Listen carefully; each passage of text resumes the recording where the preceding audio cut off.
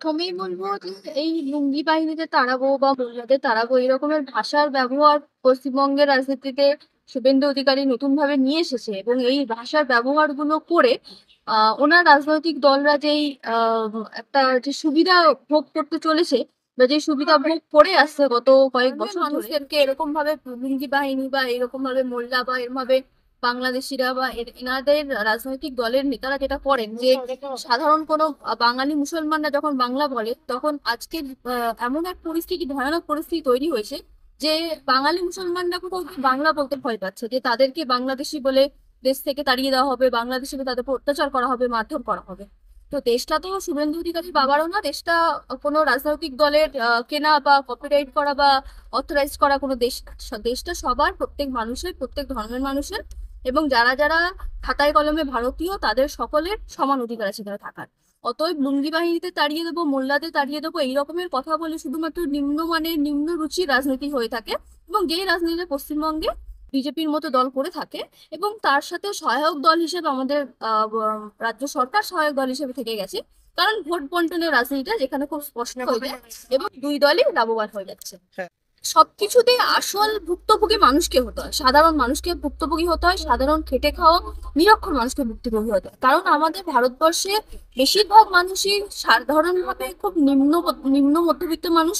কোনোভাবে তারা দিন দিনে দিন খায়, মজুরি খেটে তাদের দিন যাপন করে। সেই মানুষগুলোকে বিনা কারণে শুধুমাত্র ভোট বন্টনের জন্য বা একটা রাজনৈতিক আবহাওয়ার জন্য শুধুমাত্র তাদেরকে বিভ্রান্ত এবং হয়রানি করা হচ্ছে এবং তার জন্য দুই সরকার ইকুয়াল ভাবে দায়ী, সমানভাবে দায়ী। এবং তাদেরকে যে বিভ্রান্তিকর যে পথ দেখানো হচ্ছে যার জন্য গিয়ে আজকে গিয়ে দেখা যাচ্ছে অনেক মানুষ ভয়ে আত্মহত্যা করছে, তাহলে এই জায়গাগুলো তৈরি হয়েছে শুধুমাত্র দুই সরকার রাজনীতির জন্য।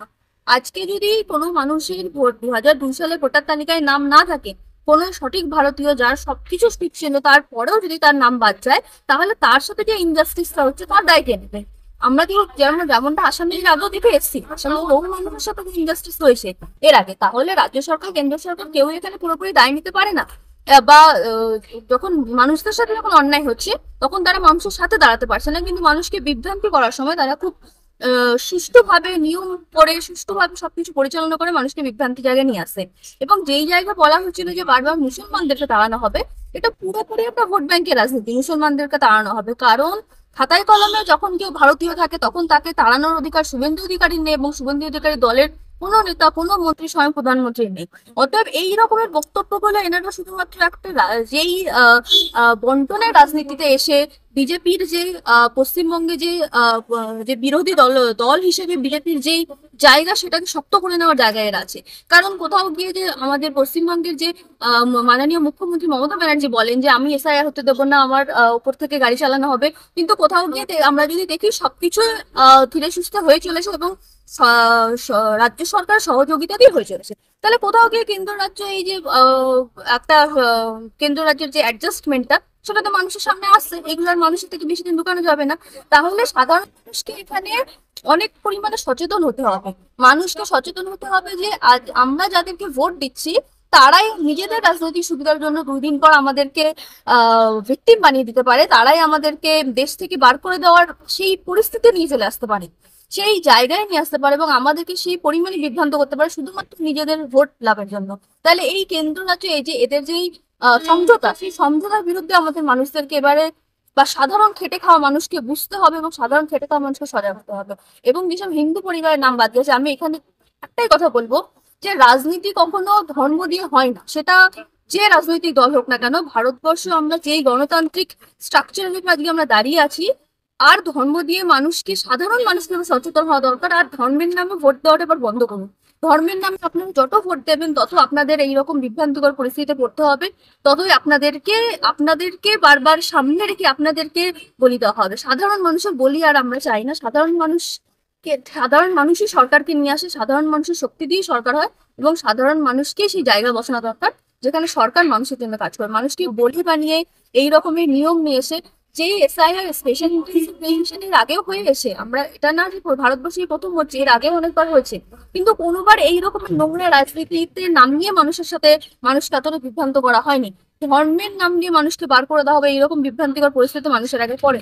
তাহলে সেখানে গিয়ে কেন্দ্র সরকার যেভাবে জিনিসটাকে পরিচালনা করছে, রাজ্য সরকারও প্যারালালি জিনিসটাকে ইকুয়ালি কন্ট্রিবিউট করছে, যেখানে মানুষকে সচেতন হতে হবে, মানুষকে সজাগ হতে হবে। আসলে বাংলার মানুষের সাথে যে অন্যায়টা হচ্ছে, সেই অন্যায়টার বিরুদ্ধে বাংলার মানুষরা এখনো গর্জে উঠতে পারছে না।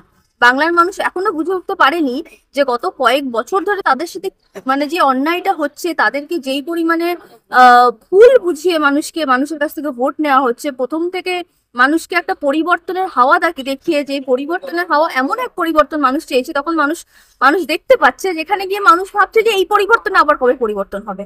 তো এবং এই পরিবর্তনকে মানুষ সরাতে গিয়ে মানুষ যাদেরকে নিয়ে আসছে, তাদেরকে আবার বিরোধী দল দেখা যাচ্ছে খালি কেটে কুমির নিয়ে আসা হচ্ছে। অতএব বাংলার রাজনীতি মানে বাংলার পশ্চিমবঙ্গের মানুষের পরিস্থিতি এমন, এইদিকে খাল এদিকে কুয়ো, সেই রকম পরিস্থিতিতে পশ্চিমবঙ্গের মানুষ পড়ে। পশ্চিমবঙ্গ সরকার শুধু বলতে চান আমরা লক্ষ্মীর ভান্ডার দিয়ে পশ্চিমবঙ্গকে আমরা অন্যান্য রাজ্যের থেকে অনেক বেশি শক্তিশালী জায়গায় নিয়ে গেছি, যেটা সাধারণ মানুষ এখনো বুঝতে পারছে না যে লক্ষ্মীর ভান্ডারের আড়াল করে কত পরিমাণে দুর্নীতি, কত পরিমাণে মানুষের টাকা নিয়ে এরা নিজেদের বাড়িতে লুকিয়ে রাখছে। তৃণমূলের যে আমাদের রাজ্য সরকারের যারা নেতা মন্ত্রী আছে, তাদের খাটের তলা থেকে কোটি কোটি টাকা পাওয়া যাচ্ছে। দুর্নীতির যদি কোনো রেকর্ড বা কোনো লিস্ট বানানো হয়, তাহলে সব থেকে উপরের কোনো সরকার যদি দুর্নীতি করে থাকে কোনো রাজ্যে, পশ্চিমবঙ্গ সরকারের নাম, বর্তমান পশ্চিমবঙ্গ সরকারের নাম তার উপর সবার উপরে চলে আসে। তাহলে দুর্নীতির যে নতুন একটা রাস্তা এটা দেখিয়ে দিয়েছে, যে আগামী যে কোনো সরকার আসুক না কেন তারাও দুর্নীতিতে জড়িয়েই যাবে। তাহলে এই পশ্চিমবঙ্গ মানুষ তো এর আগেই এই পরিস্থিতি দেখেনি, তাহলে এই পরিস্থিতির জন্য দায়ী কে? এই সরকারই দায়ী। এবং এই রাজ্যে যে বিজেপির মতো একটি রাজনৈতিক দল, যারা এত মাথা চাড়া দিয়ে উঠেছে, শক্তিশালী হয়ে উঠেছে শুধুমাত্র ধর্মের রাজনীতির জন্য, শুধুমাত্র ধর্মের রাজনীতি, শুধুমাত্র লুঙ্গি বাহিনী, মোল্লা বাহিনী এরকমের শব্দের প্রয়োগ করে মানুষের মধ্যে যে বিভাজনের রাজনীতি নিয়ে এসে, মানুষের মধ্যে যে হিংসাত্মক রাজনীতি নিয়ে এসে, তার জন্য আমাদের পশ্চিমবঙ্গ সরকার দায়ী। তাহলে এই যে পশ্চিমবঙ্গ সরকার, এরা লক্ষ্মীর ভান্ডার এবং এইসব বিভিন্ন ভান্ডার, বিভিন্ন প্রকল্প, এইসব আলোচনার মাধ্যমে মানুষকে ভুল পথে প্রদর্শিত করে, মানুষকে মিসগাইড করে। এবং এই মিসগাইডেন্সের ফলে কি হচ্ছে, তারা তাদের জায়গাটা খুব সিকিউরিটির সাথে বজায় রেখে দিচ্ছে, এবং মানুষের যে দুর্দশাটা, মানুষ সেই দুর্দশা থেকে বেরিয়ে আসতে পারছে না। অতএব লক্ষ্মীর ভান্ডার এবং যেই সকল প্রকল্পগুলো এরা চালাচ্ছে, সেই প্রকল্পগুলো আসল সমস্যার সমাধান কখনো পশ্চিমবঙ্গে এখন যে পরিস্থিতি দাঁড়িয়ে আছে, এই প্রকল্পগুলো সমস্যার সমাধান না। এই প্রকল্পের মাধ্যমে একটা সাধারণ মানুষের ওয়েলফেয়ার হয় না, একটা সাধারণ মানুষের জনকল্যাণ হয় না। পশ্চিমবঙ্গের আজকে যেই মানুষের বেকারত্ব যতটা বেড়েছে, আমাদের বেকারত্বের হার যদি আমরা দেখি, সেই বেকারত্বের হারে একটা পরিবারের লক্ষ্মীর ভান্ডার কোনো কিছু মূল্যই রাখে না, একটা বেকার ভাতা কোনো মূল্যই রাখে না। তাহলে বেকারত্বের হারকে আপনি কমান, আপনি শিক্ষার হারকে বাড়ান, আপনি মানুষের জনগণ যাতে নিজেদের রাজনৈতিক পুলিশের যে মানুষের উপর যে অত্যাচার, মানুষের সাধারণ মানুষ নিজেদের অধিকার রক্ষা করতে পারছে না, সেই অধিকার রক্ষার জন্য মানুষের পাশে দাঁড়ান। এই যে মানুষের উপর যে এই আমলাতন্ত্র যে অত্যাচার চলছে, সাধারণ মানুষের নাম ভোটার লিস্টে আসছে না কেন, তারা সেই প্রতিবাদ যখন করতে যায়, সেই প্রতিবাদটা তারা শোনে না। একটা সরকারি অফিসার, আমি একটা সরকারি অফিসে যখন সাধারণ মানুষ যায়, তারা অফিসারদের সাথে কথা বলতে পারে না। সিস্টেম এত করাপ্টেড হয়ে গেছে, নেতা মন্ত্রীরা এত বেশি পরিমাণে ধনী হয়ে গেছে যে তারা সাধারণ মানুষের সাথে দেখা করার প্রয়োজন মনে করে না। এমএলএ এমপিদের মানুষ 5 বছরে একবার মুখ দেখতে পায় না। তাহলে এই যে চিত্রটা, এই চিত্রটা কখনো একটা সফল রাজনৈতিক দল বা একটা সফল রাজ্যে শাসক দল হয় না। তাহলে যে ব্যর্থতা আপনাদের, সেই ব্যর্থতাকে লুকানোর জন্য প্রকল্পের নাম দিয়ে ব্যর্থতা বেশিদিন লুকানো যায় না, এবং ধর্মের রাজনীতি করে ব্যর্থতা বেশিদিন লুকানো যায় না। তাদের সাধারণ মানুষ সজাগ হচ্ছে, আস্তে আস্তে আশা করছি আরো সজাগ হবে।